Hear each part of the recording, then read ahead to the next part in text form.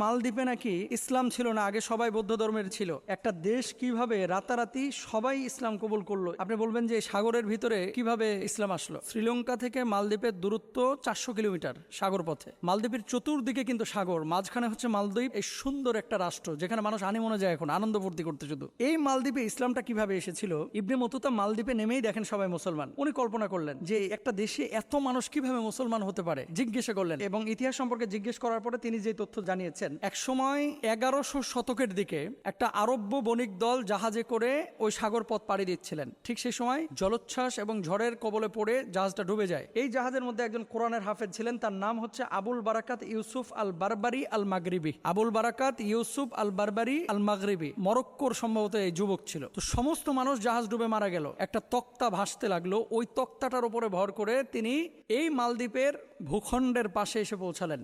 তো পুরো জাহাজ শেষ, কি করলেন? মালদ্বীপে উঠলেন। ওঠার পরে দেখেন যে সামান্য কিছু মানুষ এই দ্বীপে বসবাস করে। একজন বৃদ্ধকে তিনি পেলেন, সে বৃদ্ধ তাকে আশ্রয় দিল। তো তিনি কাঠ সংগ্রহ করে সেই জায়গাটায় বসবাস করতেন। আচ্ছা, হঠাৎ একদিন কাঠ সংগ্রহ করে তিনি বাড়িতে ফিরছেন, এমন মুহূর্তে দেখলেন বৃদ্ধ খুব কান্না করতেছে। কান্না যখন করতেছে বললেন যে আপনি আমাকে আশ্রয় দিয়েছেন, আপনি কি কারণে কান্না করতেছেন, আমি কি জানতে পারি?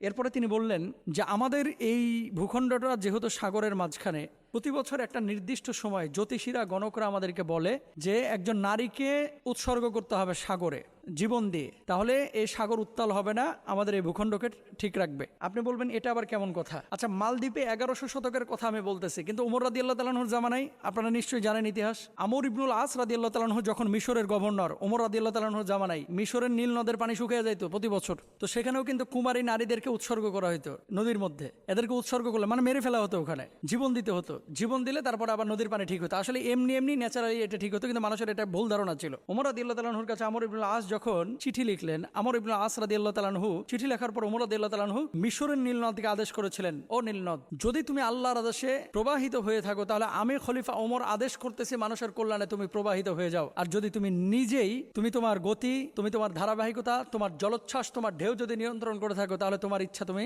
বাস্তবায়ন করো। তো আল্লাহর আদেশে যেহেতু নীল নদ প্রবাহিত হয়, যে চিঠিটা ওমর রাদিয়াল্লাহু তাআলা আনহু লিখেছিলেন, আমর ইবনুল আস রাদিয়াল্লাহু তাআলা আনহু ওই চিঠিটা নীল নদের মধ্যে নিক্ষেপ করলেন। নিক্ষেপ করার সঙ্গে সঙ্গে নীল নদের সমস্ত পানি জোয়ার এসে গেল।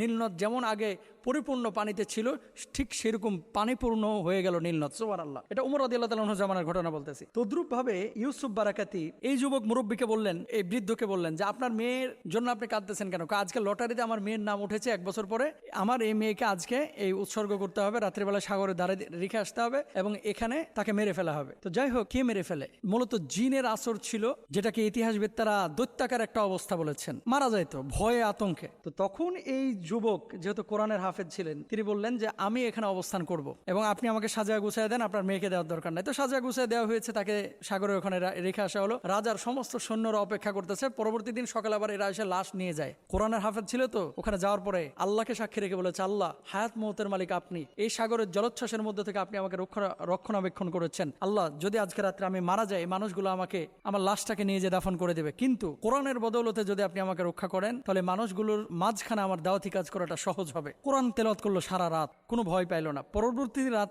সকালবেলা এসে দেখে যে এই যুবক মারা যায়নি। সব অবাক হলেন, কি এমন পাওয়ার তুমি এখানে অ্যাপ্লাই করেছো যার কারণে তুমি নিহত হও নাই বা মারা যাও নাই? একটাই পাওয়ার, কোরআনের পাওয়ার। বলছে সেটা কোন কোরআন? তখন কিন্তু সবাই মুসলমান হয় নাই। এটা হচ্ছে আল্লাহর বাণী কোরআন। পরবর্তী বছর 1 বছর, তখন ঈমান আনে নাই সবাই। 1 বছর পরে তিনি আবার বললেন যে আমাকে পরবর্তী রাতেও রাখা হোক, আমি এখানে থাকতে পারবো। মানুষজন বলল যে আজকে যদি তুমি জীবিত হয়ে যাও তাহলে জানবো যে তোমার কোরআন সত্য। সত্যিকার অর্থে তিনি সেদিনও বেঁচে গেলেন কোরআনুল কারীমের বদৌলতে। রাজা তখন কে ছিল? রাজার নাম হচ্ছে শনু রাজা। শনু রাজা যখন তিনি বললেন যে পরবর্তী বছর তুমি যদি জীবিত থাকো তাহলে আমরা একসাথে সবাই ইসলাম কবুল করবো, 1140 সালের ঘটনা বলতেছি কিন্তু। তো পরবর্তী বছরও যখন তিনি জীবিত থাকলেন, এই শনু রাজা তখন বললেন যে এর কিতাব মিথ্যা হতে পারে না, এই লোকটা মিথ্যা হতে পারে না। সাথে সাথে এই ভূখণ্ডের পুরো রাষ্ট্রের সবাই একসাথে ইসলাম কবুল করলেন। সুবহানাল্লাহ। এই তখন থেকে মালদ্বীপে, মূলত সমগ্র মালদ্বীপে ইসলাম ছড়িয়ে পড়লো এবং এই দেশটা মুসলিম দেশ হয়ে গেল।